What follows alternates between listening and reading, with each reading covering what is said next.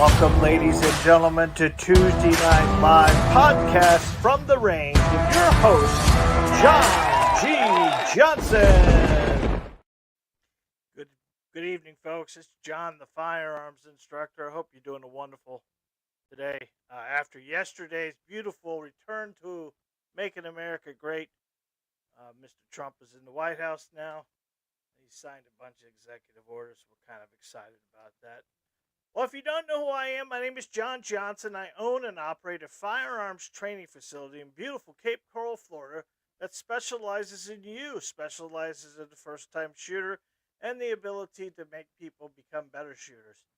We have been doing this live for a few years, almost a year and a half now, and we are excited about it. I got my wife today sent me a screenshot from 2 years ago of us bragging about 5,000 subscribers.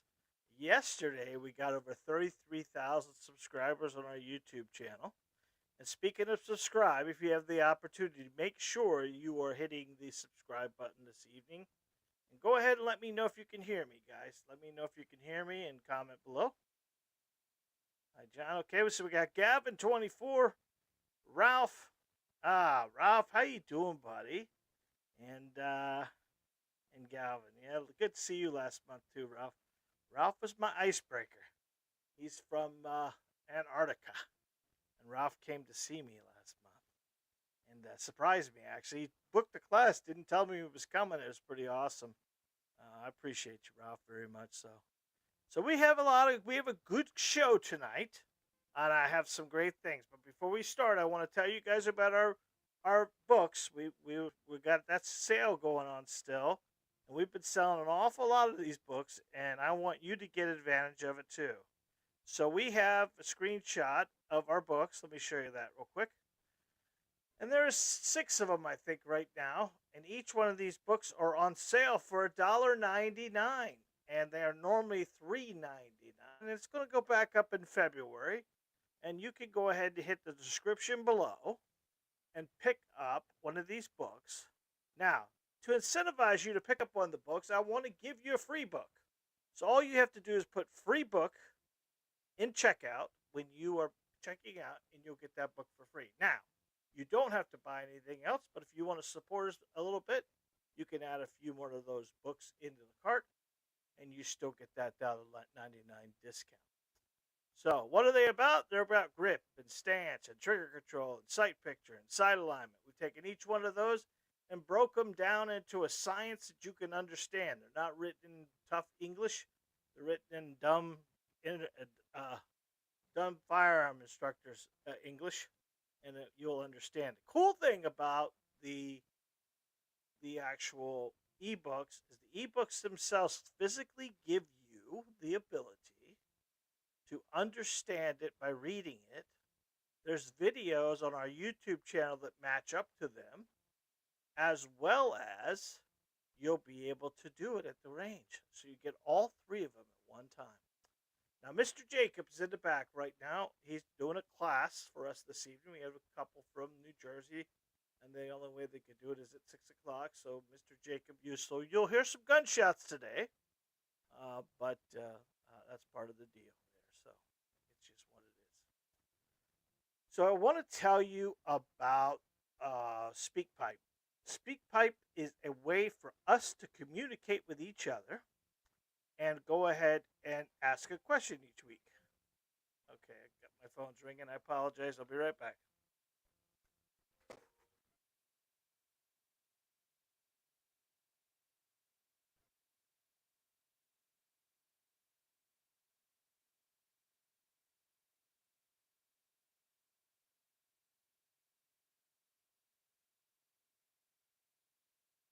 Guys, be right back. We should have put the phone on. Do not disturb. I apologize.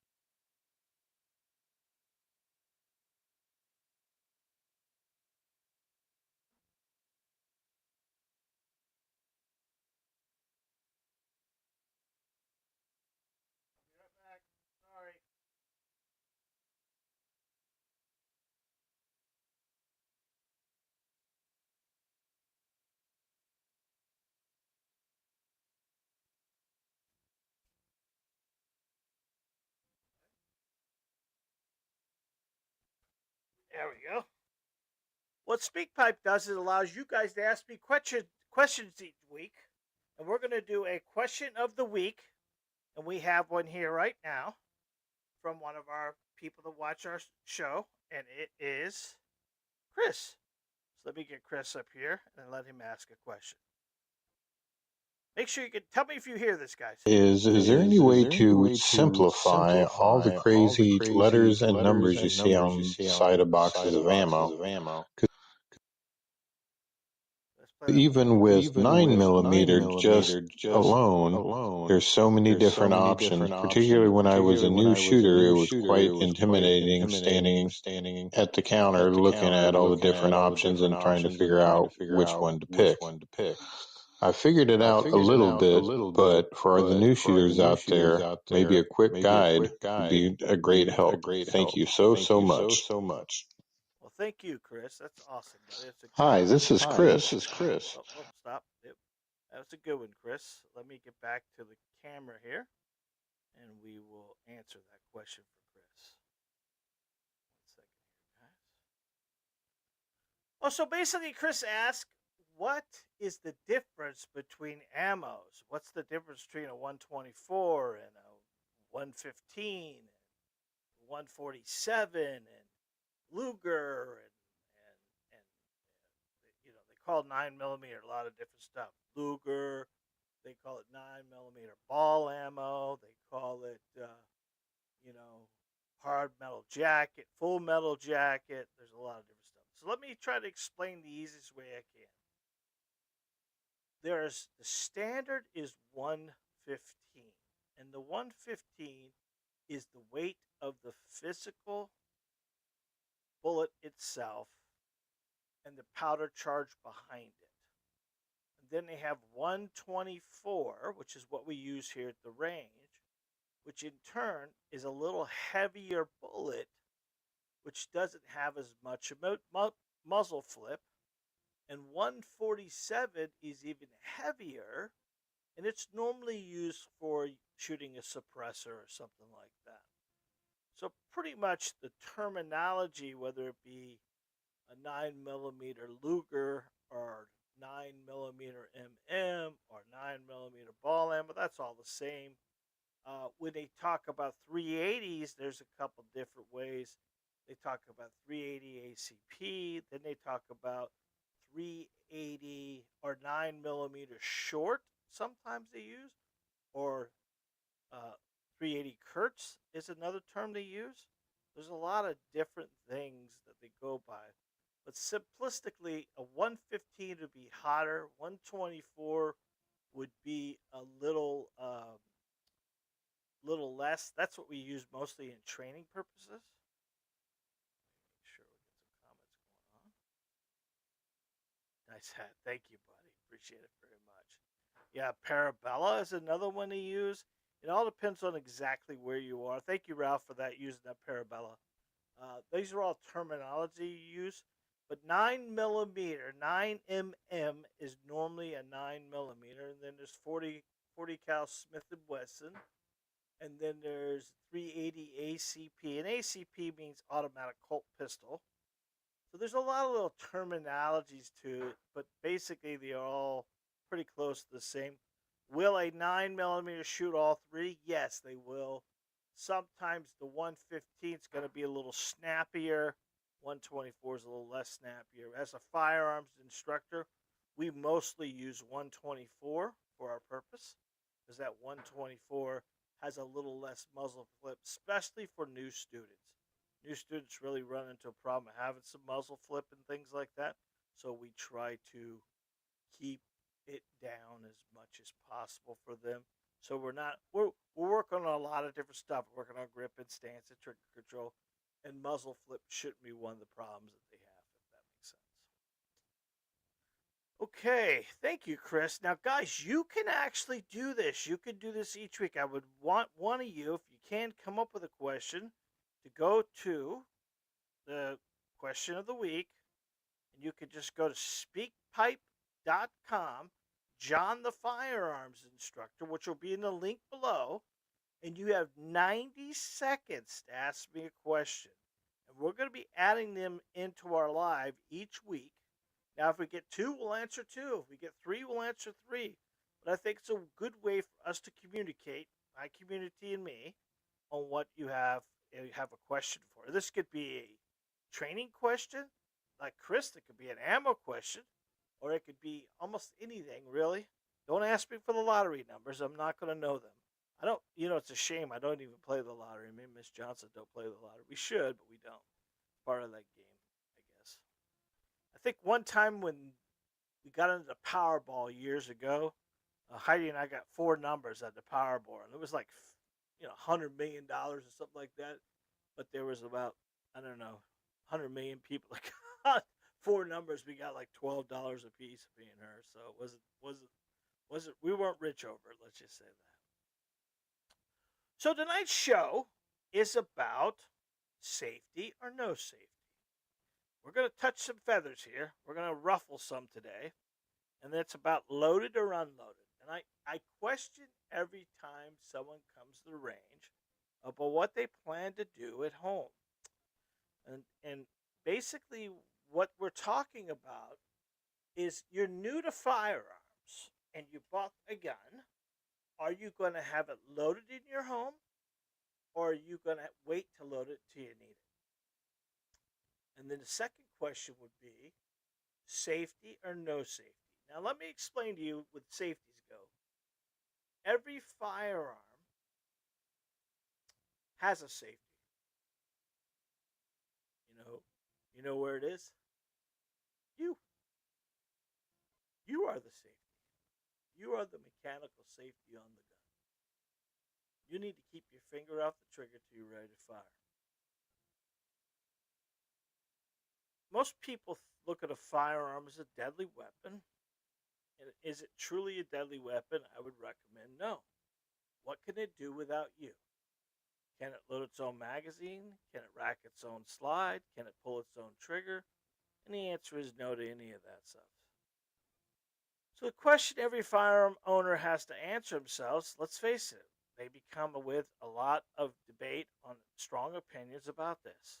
I would like you to comment above the firearm in your home right now, the handgun, I mean, because I have my opinion about rifles and shotguns. I think those need safeties. I think they're imperative to have a safety. I think a 1911, if you're not familiar with them, that's with the backstrap safety and the cocked and locked single action, that needs a safety because that's the actual only safety on the gun if you think about it. The backstrap safety is the safety, but workability of it, if that makes sense. But handgun in your home for defensive purposes should be ready to go, if that makes sense. Once you're comfortable with it. Whether you're a new shooter trying to figure it out, or what works best for you, or a seasonal firearm owner, reevaluating your choices, this session is packed with insights that you don't want to miss. We will break down the pros and cons of manual safeties versus no safeties and explore the particular of keeping your firearm loaded versus unloaded. I did a video last week about should I carry one in the chamber, and it took a lot of debate. It really is still going right now. I mean, it's people are on and off about that. We're here to give you the knowledge you need to know to make an informed decision on the priority of safety and readiness. Of course, I want to hear from you. Drop a question below. Tell me what you do. Is it loaded or unloaded? And this is a key thing for me. I get this question almost every time I do a class with a student, and they ask me the same exact question each time. I bet you can guess it. Do I have this gun loaded in my home, or do I have the magazine next to the gun in my home, and when I need it, I'm going to put the magazine in and rack the slide? Now, I understand why that question is being asked to me, because most of the students I carry or I have are new. They're new student. They don't really have the knowledge and the expertise. So they just think that mysteriously this gun's going to fire if it's not held right or it's dropped or anything else like that. And it's very uncommon for a firearm just to fire when it's dropped, if that makes sense. There are a lot of nowadays guns. I'm not talking about the 320s; those that are educated. Sig 320 had a couple drop issues last year, but majority of firearms just don't fire when the gun is dropped. There are sear safeties and drop safeties and mechanical safeties and trigger safeties. All those are great at secondary products. Who is the safety on the gun? And that would be you. YOU. So let's look at the pros and cons of each one of these. I think each one of these will have their own advantages and disadvantages of each one. Let's look at manual safeties versus no safeties. What do you think the manual safety gives a new student? If you had an idea, I would say it gives them added security. The student knows if he goes over and does something dumb, like put his finger on the trigger when he didn't mean to, it prevents accidental discharges, especially important around children and in high stress situations. And this is imperative to understand because why you go to the range, why you train, is to build muscle memory and get to a certain point. When someone's new to shooting, they really don't have that muscle memory built up yet. So I always tell students when they ask me the question, should this be loaded in my home or not loaded in my home? I'm going to tell them very politely, when you're ready, you'll have it loaded in your home. And only when you're ready, if that makes sense. So the added security. There's a peace of mind. It adds an extra layer of safety during carry or storage. So in other words, if someone picks the gun up, it's not going to have one in the chamber yet. So something has to be done for it to be ready to use. I can tell you, number 3, it'd be ideal for beginners provided the additional safeguards while learning to properly handle a gun. Now, how many times a day do you think I magically tell people all about safeties? Unless they're training with a 1911, we hardly ever mechanically turn a safety on or off. I'm talking the one up top, guys. I'm not talking about a trigger safety. You know what a trigger safety is? A trigger safety, if you know what a Glock is, that's a little bump in the front of the trigger. And that is called a trigger safety. Well, Glocks, everyone says, well, Glock doesn't have a trigger. Well, it does. It doesn't have a safety. It does. It has trigger safety, it has a sear safety, it has a drop safety. It is the most safest gun in the world. It's issued all over the world because of its safeties, because of how it is. Now, it doesn't have a mechanical wall safety, like we call those ones on the side of the gun a wall safety, but we do actually have a lot of extra safeties on a Glock itself, especially that trigger. That trigger's not a simple trigger to press back. You're not going to mistakenly pull that trigger in a high defense situation. So you can do a lot of different stuff, but it's easy. You ask an instructor to say, "Well, that was a dumb question. The gun should be loaded to save your life." No cops driving around town today. Remember Barney Fife on the Andy Griffin show had his. I'm showing my age there. I'm showing my age there. But if Andy Griffin, Barney Fife there, the Don Knotts, who was his deputy, was not allowed to carry a gun loaded. He could only carry a bullet in his pocket, and he only got one. And he wasn't allowed to load it until Andy told him to. So he went around town with an empty gun because one of the episodes he shot himself in the foot. So at that point, they never showed him shooting himself in the foot because it was TV, but he did have an accidental discharge. And that's kind of why Barney Fife. But no cops in town are rocking around Barney Fife. Matter of fact, if they carry an unloaded gun, they're probably going to get in trouble. Maybe even get fired because you never know where you're going to need it. This is the problem with I'm going to rack it when I need it. I want you to think about this. It's 2 o'clock in the morning, you're dead asleep, and at that point in time, you hear glass break. And when glass breaks, you jump up to figure out what it is.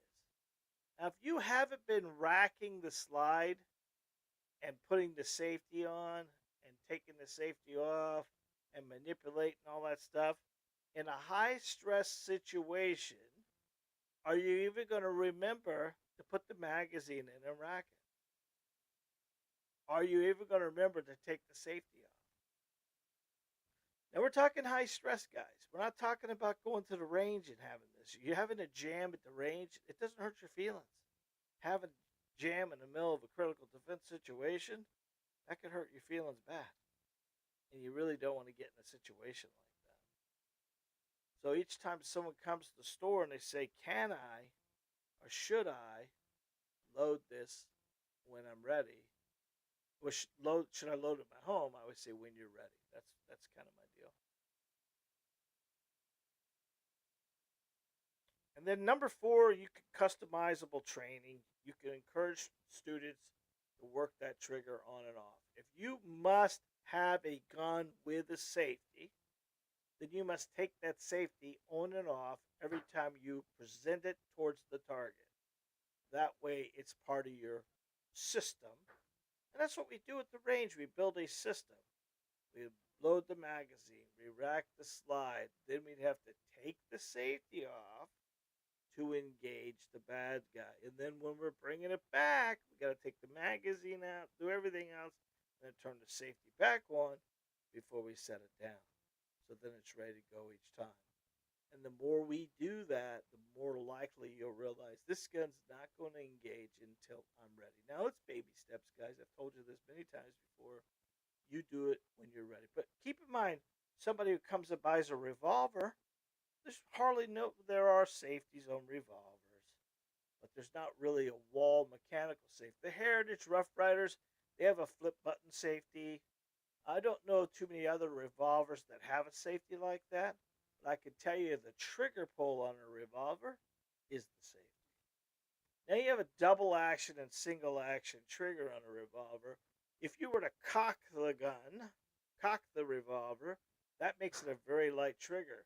But when you try to engage the trigger on a double action trigger, you're going to be pulling very hard when it comes through.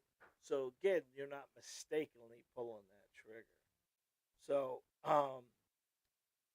there are a lot of differences. Let's say, for instance, you have let's say a CZ75, which is a double action, single action, double action, decocker, all the bells and whistles of a fancy gun. You need to know that double action trigger more than you need to know the single action trigger. So double action trigger, what it does for you is it gives you the easiest, safest trigger engagement because how heavy it is to get it back. But once you've cut that first shot, then after the fact, all the other shots are going to be super simple. Because if you think about a revolver, when I cock it, not only do I take most of the poundage off the trigger, it makes the trigger super light at that point in time. So we could use some training ability, and the safety allows us to work that as well. What are the cons of a manual safety? Comment below if you know of one. Slower response time, right? We talk about racking the slide and loading the magazine, racking the slide, and engaging the bad guy, right? Well, what about we just engage the bad guy? Because the weapon is loaded and ready to go. It speeds up your response time, requiring an extra step is in disengaging a safety in a high stress situation. It's hard to train a student to be in high stress when they're doing any training classes. That's why we may not be working on speed, but we're working on a muscle memory effect. And the more muscle memory we use, the easier we are going to fall back on that when we're working on in a high defense situation. Because you are always going to fall back to your weakest training when it comes down to that. And if you're at the range running that firearm but never engaging that safety, but all of a sudden some grandchildren come over and you put the safety on to be safe for the grandchildren, and then you go to pull that weapon in the middle of the night somewhere and you forgot you put the safety on, you're in a situation that could be dramatically problematic for you. So it is a slower response time. There is a lot more training required. You got to make sure if you improper use or lack of practice can lead for forgetting to disengage the safety when it's needed. And this is what I was telling you about. If it's not part of your system, are you going to remember it? And this is a potential deadly thing for us. We want to make sure that we understand I have to disengage this safety to protect my family. And in the real world, we don't really need the safety for anything but your mental factors, if that makes sense. Now, keep in mind, I'm not talking about rifles. I'm not talking about shotguns. I'm definitely not talking about 1911. 1911s, the old Army Colts and things like that, they need a single action. They needed a safety on those because those are single action, semi automatics. They have a backstrap safety and a wall safety, and both of them have to be de engaged for you to win the fight on that. Potential malfunction. A poorly maintained mechanical device can and will fail. This is why I always say a mechanical device can and will fail. You keeping your finger off the trigger until you're ready to fire is probably the most important things we can work on. We work on that more than anything else here at the range. I can tell you if you get in the habit of reaching up and grabbing the pistol by making a pistol, and then put a pistol down by making a pistol, you'll start getting the habit of keeping your finger off the trigger. You don't know how many times a day I catch someone back there, even though I've told them multiple times, and they put the gun down because it's empty, and where's their finger?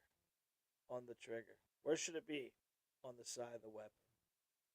We know the gun's at slide lock. We know the mag is completely back. We know it's showing empty, but it's a habit. You don't want to get in the habit of it. You don't want to hover. You don't want to cover. You want to keep it straight up. Make a pistol to pick a pistol up, and make a pistol to put the pistol down. You'll get in the habit of doing that. Jacob and I hardly, I don't know of anything that we do here more than just picking up the weapon. We're always checking it before we show a customer. It's just part of the habit we got into many years ago. And I don't even, you just can't do it, guys. Because in a high stress situation, all that shit goes out the window. You know, we always talk about this training and all this stuff, and we come to the range and we shoot, we do all the fun stuff.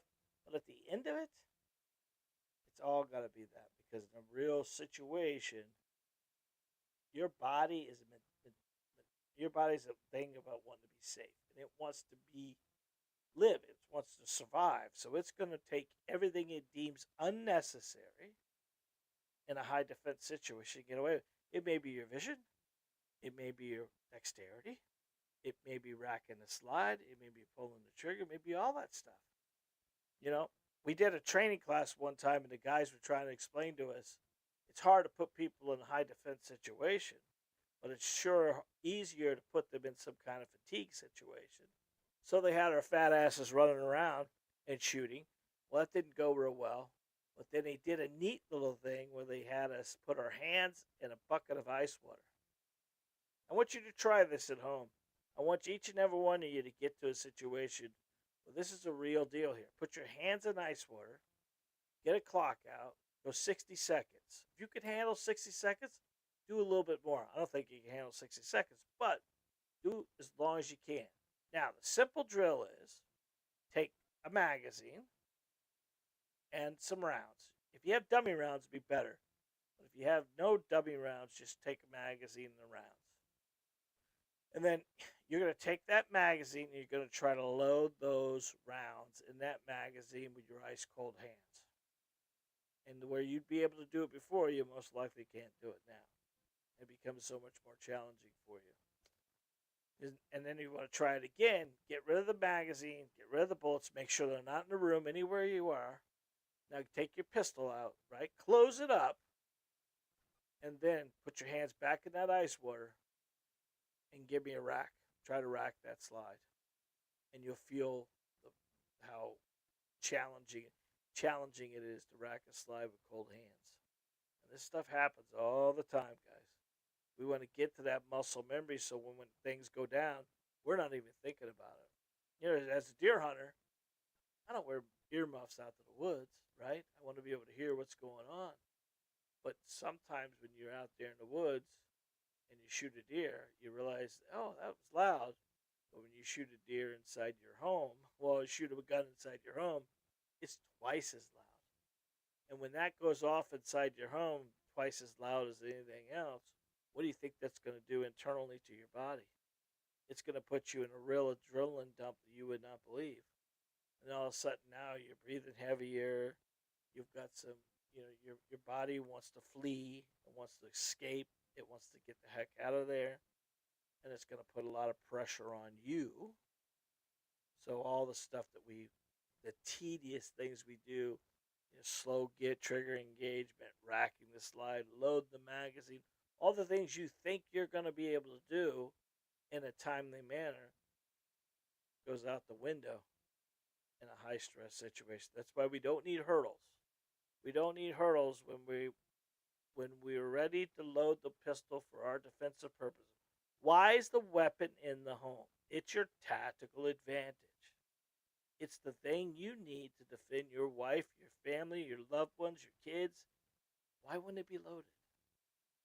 Why wouldn't it be ready? Now, kids, I understand that. You, as parents, you got to keep these guns away from children. I'm not a don't touch it, don't touch it, don't touch a person. I think you need to train your students, train your children as long as you can. And you know your children better than I do. But they should know where the firearm is. They should know how to load it. They should know how to unload it. As long as you deem them mentally okay to do so, or maturely okay to do so. Us keeping firearms away from children is something we should do if you feel the children aren't mature enough to do it. But we should never hide one from them, because then we don't educate them. And then when they go to someone else's house, that someone else has a firearm or touching their dad's gun, they might not know better. I was never worried about Johnny and Jake touching a firearm. I was never, because I never hid it from them. And my job for them was to educate them as much as I could. Those kids at 4 years old were out shooting. 5, 6, 7. We were in the backyard, BB guns. I had them out at Cecil Webb Wildlife Management Area, gun range, shooting rifles, shooting 223s at a very young age. They didn't do a lot of pistol work until later in life. I didn't do much pistol work back then. I was rifle hunter, I was deer hunter. But as the kids got older, we did introduce pistols to them. We had airsofts we used pistol wise. Then we got to BB guns, and then we got to 22s, and then we got to 9mm. And that was one of those things that I educated them on. My only problem was I had the pool, I had everything at the house, so I wanted the kids my boys hung out with to come to my house. Heidi and I weren't freaky, but I didn't know the other parents as well as I should. And I don't want my kids going someplace I didn't know. And I was never concerned about the parent as much as that. I was always concerned about the children of the parents. And I always told Johnny and Jacob, you will never get in trouble by telling me the truth. If you see someone, and I was told, you see someone touching a firearm, I don't care if it's a toy, I don't care if it's a BB gun, I don't care what it is, you get your ass home. You come tell me, and I'll go talk to the mom and dad, and we'll get this thing straightened out. Because BB guns, in the old days, they looked like firearms, and the kids didn't. If the kid was touching, the parents weren't home, he wasn't educated. And my boys knew that right off the bat. There was no, someone had not educated that child about messing with a firearm. So I was never worried about my kids touching them. I was worried about them going someplace where someone else had kids that weren't educated enough about firearms. If that makes sense. All right. You know, number 4 is not all mechanical safeties are in the same position or in the same area. So it could be kind of confusing if you have multiple pistols or you're dropped in a situation where you have to use someone else's firearm. We all assume the magazine releases at the magazine release, and the trigger's the trigger, and the trigger guard's the trigger guard. But at the end of it, those safeties could be all over the place. They can have a backstrap safety like the 1911. The Equalizer has a backstrap safety and there's a wall safety up top. There's a lot of different safeties there involved in that. So one of the weirdest ones is the Walther. The Walther, that safety falls up, not down, which is kind of a weird scenario. And there's decockers that aren't safeties, but they're considered safeties. And there's safeties, wall safeties, there's mechanical safeties, there's trigger safeties, there's drop safeties. There's all kinds of safeties, but you got to know each one of them.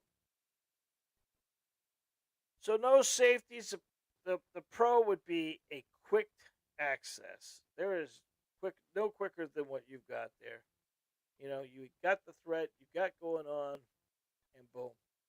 People always ask, well, what happens? What happens? What?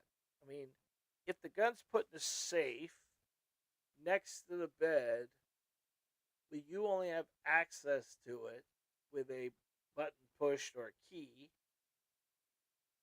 I'm not really crazy about that either, but if that makes everyone in the home comfortable, meaning mom and dad, then put it in the safe next to the bed. The only thing I don't like about the safe in the bed thing is what happens if you lost the key? What happens if you put the code in twice wrong because you're in a high stress situation? And now all of a sudden the thing you need to protect your loved ones and your family, you have to wait a minute for the key thing to reset. That's why if you're going to use any kind of mechanical or a finger push button thing, you need to. Can you close this? How you doing? Okay. Jake's back there doing a training class. Yeah, so if you're going to do any kind of safety at all or any safe at all, you need to make sure you have a good key assembly to it. And a good key assembly to it will allow the open up of the key. Secondary thing about safes, most of the time have some kind of audio button on it, so they make a noise. So it doesn't sound like much in a room when you got the TV on, but at 4 o'clock in the morning when you got someone banging on your front door and they're in your living room now and you're trying to be quiet, he doesn't know you're there, and all of a sudden you hear beep, beep, beep, beep. Well, that tells the bad guy exactly where you are. So you do you. I'm not telling you not to do a safe. You got kids. Put the kids in a situation where they know where it is. They shouldn't know the combination of code. You have young babies. It's anything over 6 feet. It'd be very hard for the kids to get there. It'd be very hard for my fat ass to get there if it's 6 feet on the shelf. But beyond that, you don't want to get it too far out of the way. These people have safes in their office, but they're in their bedroom. So it's kind of makes it simple. Number 2 was simplification of operation. There's less complexity for a new or occasional shooter. Let's face it, you women don't shoot as much as you should. You women don't think you need the firearm. Now, I'm not saying all women. I know I deal with a lot of training classes, and guys come get their concealed. They come buy a firearm. They come do all this stuff, and I want to know where she is. Where's Mama? What's going on with her? Why ain't she here? Does she know this gun's coming in the home? Because there's a couple things we need to think about. You can't bring a firearm, gentlemen, or ladies. I've had it both ways. I've had men out there that don't want anything to do with these firearms, and their wives come and take classes with me, and I tell them exactly the same thing. Your significant other may not want to shoot, but she damn well better know, or he damn well better know, how to unload and load this piece. And I'll do that stuff for free. But once we get them coming into the range and having fun, it becomes so much easier, and they become. It is fun, guys. It is something you need to do. One thing for women, Mama Bear's in there. It doesn't matter if you're a teenage girl or you're an 85-year-old woman that's had kids and grandchildren. You don't need a firearm to save your baby's life. You'll use anything in the home to save the baby's life. The firearm just gives you the equalizer, if that makes sense. But how can it be an equalizer if it isn't loaded? How can it be an equalizer if you're not ready? This is kind of why we're preaching to you a little bit, but you kind of know the answer to all these questions. You know damn well this thing needs to be loaded. I always joke and kid when people ask me that. They say, should this be loaded at my home? And I just ask them real quickly, what time did you get up this morning to put tires on the car to come to town? And I just shut up. And they kind of look at me and go, well, that was a dumb question. We didn't put tires on the car. They're on the car to begin with. Uh-huh. Yeah, exactly. Same thing, right? And it makes sense to them at that point in time. But, again, level. You got to be confident. You got to spend some time. When you're ready, those guns will be loaded. When you're ready to become your first line defense and realize what the pistol will do and what the pistol won't do, then you'll become your first line defense. Because you can't call 911 and expect to be here in a minute. The average response time in Lee County, it's been a while now, it's probably even harder now, but it used to be 14 minutes. 14 minutes before the cops show up. That should scare you guys. That should make you a little nervous. Now you got 14 minutes to wait for the cop to show up. Is the cop's job to save your life? Or is it your job to save your life? Think about simple operation, less complication. Pick it up, shoot it if you need to.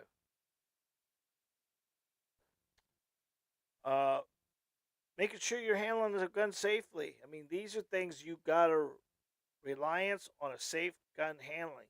You become confident. With confidence comes accuracy. That's all range time is about. Range time isn't about coming in and shooting 500 rounds. Matter of fact, you shoot over 100 rounds during range time, you after the 100 rounds, you've lost something. Because you can't control the weapon through the 100 rounds, if that makes sense. Sooner or later, you're going to lose your grip and lose your stance and lose your trigger control.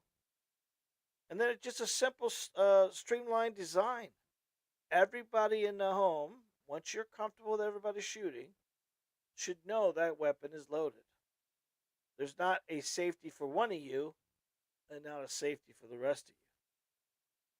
So that's why most of your sheriff's departments, most of your police departments, most of the FBI have the same exact weapon and the same exact ammo. For they can give, let's say, if the guy over the corner is out of an ammo, the other guy can throw him a magazine. It's going to fit the gun. It's called accreditation. These guys are credited on having the same products. And they share the same ammo and they share everything else. This is the same thing you're doing in your home. You get to the point where you're buying 9mm and you're using 9mm rounds, and you're not buying a bunch of other stuff. What do you need at home? You need a pistol. Obviously, guys think you need a shotgun and some kind of carbine that shoots 9mm. That'd be the ideal. A 9mm that shoots and the magazine that goes in the carbine of the 9 millimeter. Smith and Wesson makes their response, makes their FPC. Both of those uh, take Smith and Wesson mags. If you got a full size Smith, same mag in this goes in those. You're ready to rock and roll. If you're a Glock guy, there is the response. The response from Smith and Wesson, the Ruger uh, uh, takedown. Both of those have Glock receivers, so you can take a Glock mag. But the 9 millimeter AR, you can get an AR for home defense, but that's kind of hard for shooting that in the home because of all the loud noise and everything else like that. That's like putting off a flashbang inside your home.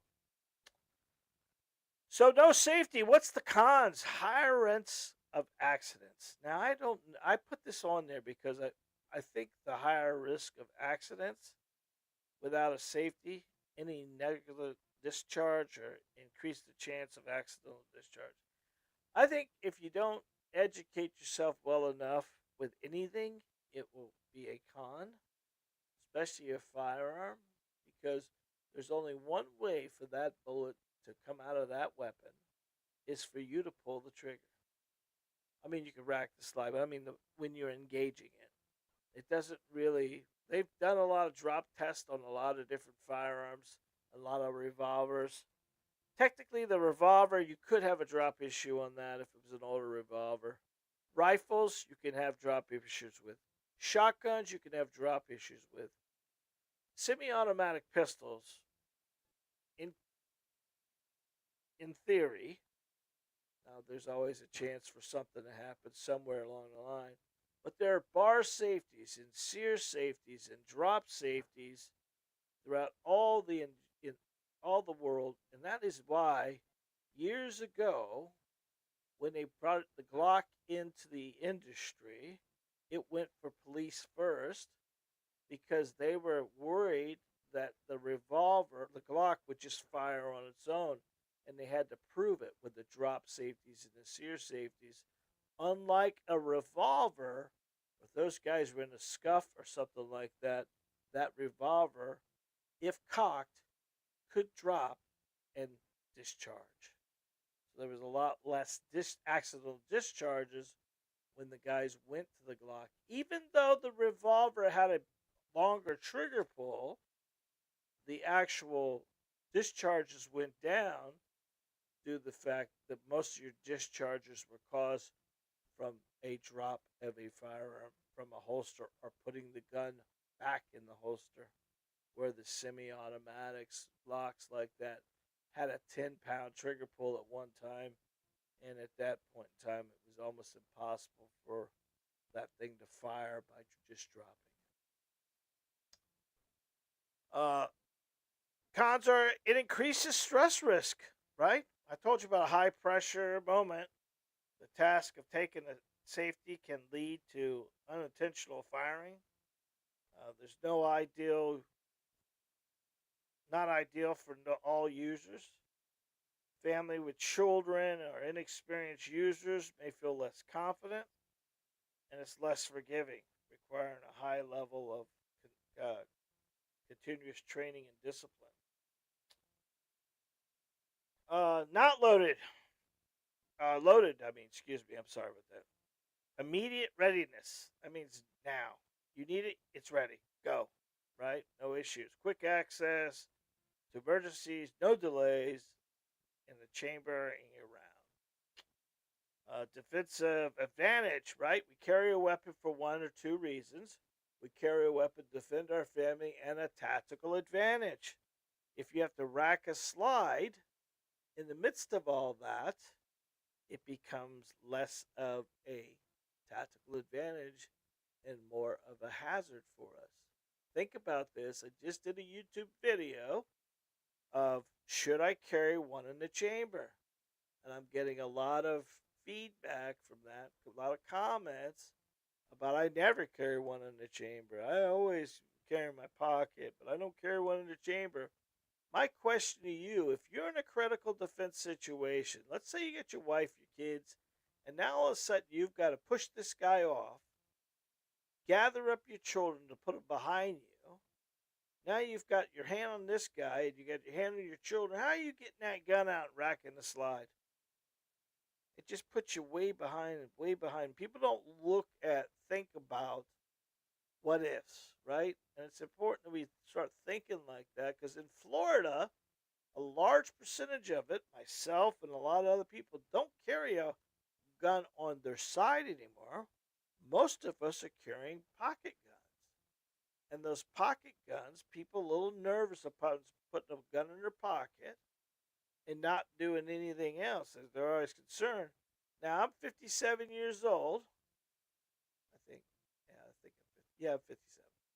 57 years old, and I have been putting stuff in my pocket for 50 years.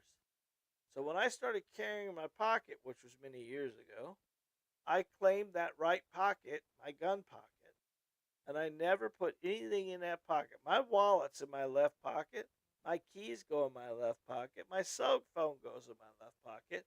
I hardly ever put anything in my pocket. Now, to say that though, once in a while, even today, I caught myself with a pen inside that pocket. Now, keep in mind, I am not, and I don't recommend you ever pocket carrying or purse carrying or just carrying on your body without using a holster. I mean, they technically call it Mexican carry, where you put the gun just in your pants. That's so dangerous because you could fall on it. And when you go to pull it out, nothing's protecting the trigger itself. And I read a story one time where a guy was putting his gun back in his holster, and his T-shirt got between the holster and his shirt, and he it caused when he put the holster back, put the gun back in the holster, his T-shirt got between the trigger and the holster, was a Kydex holster, and he shot his leg on it because he didn't have the ability to uh, feel that trigger was being grabbed like that. So it's kind of one of those deals where there people looking, well, this could happen or that could happen. But you get the right holster, get the right equipment, you won't have a problem in the world. And then number three would be realistic training. Familiar sight handling a gun, a holster with a loaded weapon. How many of you are at home or have tried to pull a holster, rack a slide, then engage the trigger?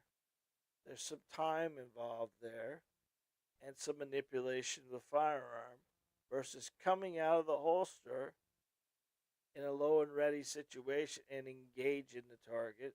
You do speed up a lot there. All right. What is the con versus loaded versus not loaded? High risk of storage. An accidental discharge is more likely when properly stored.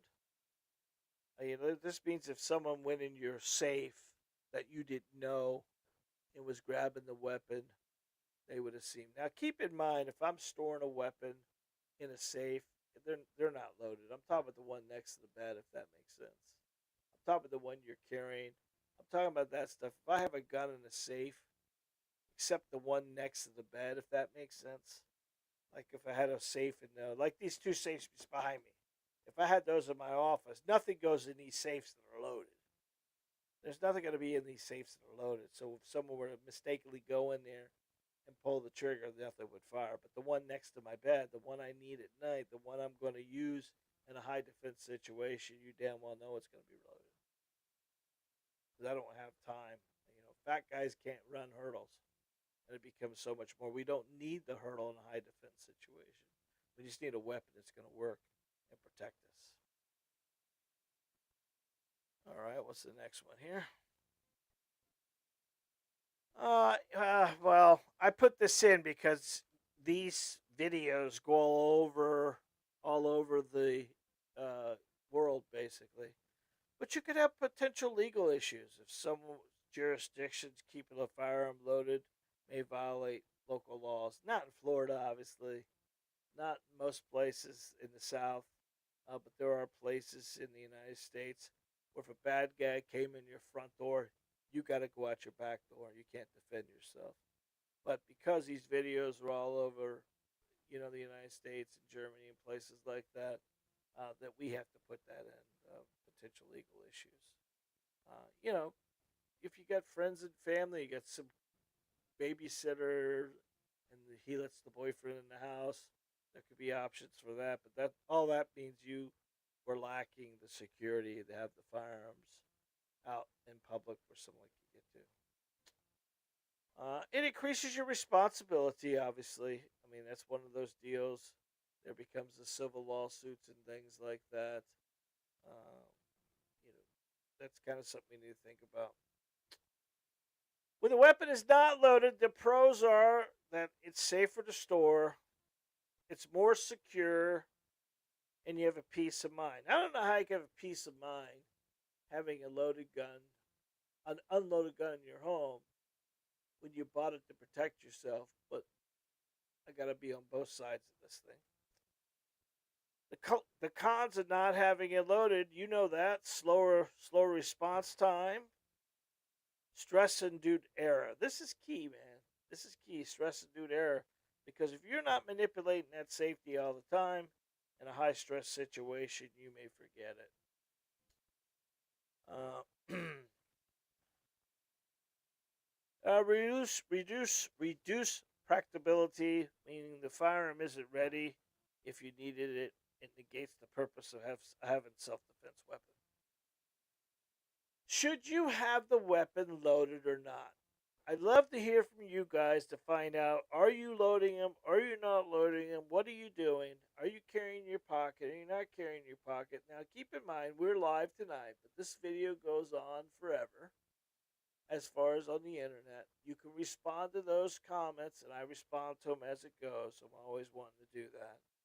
This is my final thoughts. The choice of safe versus no safe, and loaded and not loaded, depends on your personal situation, training, household dynamics, and your comfort level. Prioritize safe handling practices and regular training no matter what choice you decide, uh, to ensure both yourself and your family safe. It's your decision. It's not a decision of a firearms instructor to tell you, well, that's dumb. You should carry it this way. Let the cowboys tell you what they want to do. You do you, boo. That's what I always say.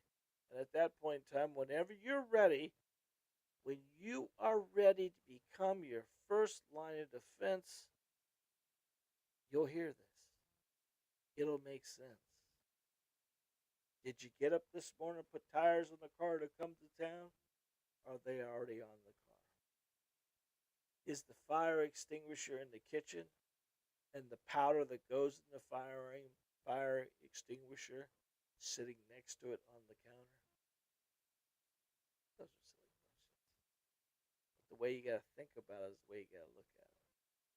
Now, how long does it take you to get comfortable to have a round in the chamber? I can tell you, when I first started carrying a pistol, and Jacob was honest with me the other day, he said he went a month and a half. I thought he carried just like that. He hit it for me too. He carried that gun for a month and a half with no rounds in it. And then he started getting more comfortable putting the magazine in with rounds in it. And then about 3 months in, Jacob started carrying. He always carries one now. I carry one in the chamber. I've done it forever. I carried Glocks. I carried Smith and Wesson shields. I've carried revolvers. I've carried all. They're all loaded, but they've all been in some kind of holster, and they've always been in some kind of way of me getting it to, with keeping my finger off the trigger. I'm a little different because we're disciplined a little bit more, but everyone can make a mistake once in a while. So when you're ready, you'll do it, and that's just it. No one can take it away from you, and no one can tell you you're doing it wrong. A firearm's better than no firearm. That makes sense. Most of my students come here don't even own a firearm. It wasn't even in the wheelhouse until after the craziness of, of the summer and last summer, and now they're actually moving here. And one of the freedoms they don't have in some of the places they are is being able to own a firearm. It's become one of the natural things for them. All right, let's look at the comments here. See who's got what? Who said what? All right. So let's go back up. If I can get back here. Ralph, okay. Let's go. Galvin's here. Uh, 3 grand. 3 grand said he nice hat, thank you. Native American, that's a new one. Where you at, buddy? Where you from? That is loaded, he says. Ralph, my guy from the Antarctic, he's an icebreaker. Pretty cool job, I think. He is loaded in a biometric lockbox, which means it's a fingerprint box. Ralph, you got a key with that, right, buddy?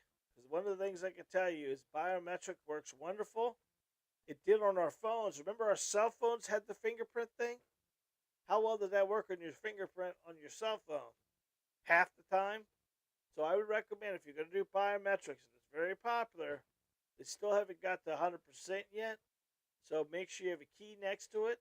Because if you're bleeding, or you've been shot, or ladies using makeup or mascara or something on your fingers, and now you need to go push that button, or you've been eating fried chicken all night, and you got grease on your fingers, and you go to get that button, that biometric may not work as well as you think. You might want to test it. That's why I always recommend having a key next to it. Chris, mine go.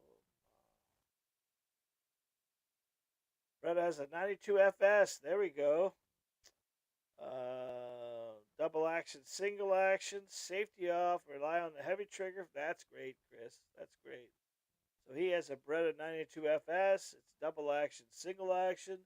So that actually, we would call that a decocker, Chris, not a real safety. I know there's a red dot for it, and you can actually use it as a safety, but basically that's a double action pistol.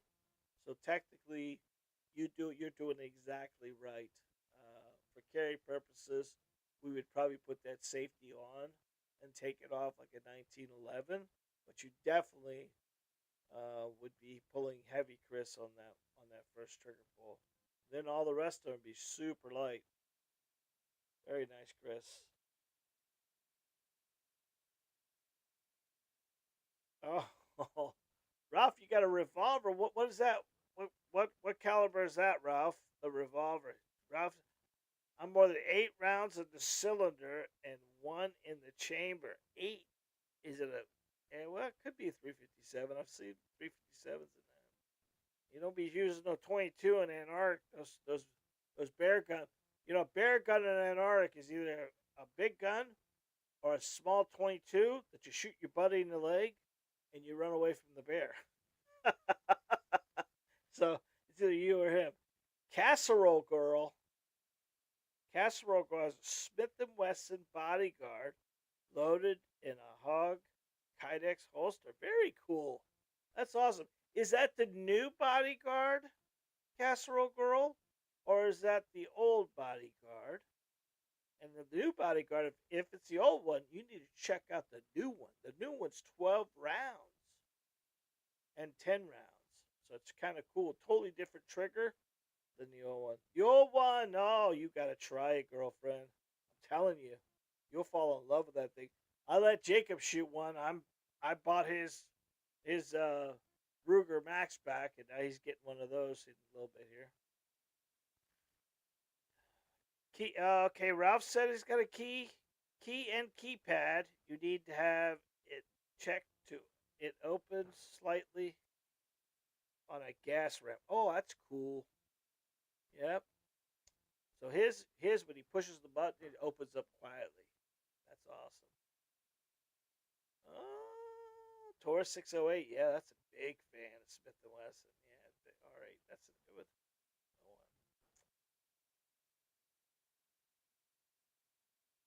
Yeah, you know what?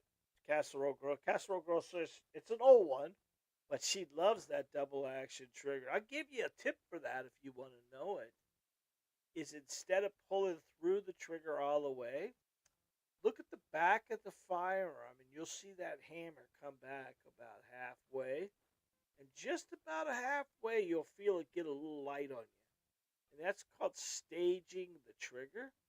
And then concentrate on leveling it out a little bit and just press through the rest of the way. That's a good way to shoot one of those bodyguards like that. Because a lot of people try to look at the sights on the bodyguard, but technically, if you look at the back of the plate of the bodyguard, where that little hammer is in there, and focus that in a paper plate situation, you'll be right on with that thing all the time. I would recommend, if you get a chance, to go ahead and try that new Smith, though. You will fall in love with that thing. It's dangerous. It's dangerous. And who doesn't want a new gun, anyways? Yeah, that's awesome. Well, guys, I've had a great night tonight. I want to remind you, one of you tonight, if you can, for me, is to come up with a question and go to SpeakPipe. It's going to be in the descriptions below, and then we'll cover those topics next week. We'll see you next week for another live. Until next week, God bless. Be safe. Oh, wait, real quick here. Check your view right now. Look down and make sure you are subscribed. Somehow or another, some people are getting unsubscribed. And make sure you hit that bell icon too. Because with that bell icon, you get notified every time we upload one of these things. And that includes our YouTube videos. We do probably 3 or 4 videos a week. We do a live a week. And we've kind of got more and more into this lives instead of the shorts. So we appreciate you very much. Until next week, God bless. Be safe. And remember, you are your first line of defense. I love you very much, guys. We'll see you next week.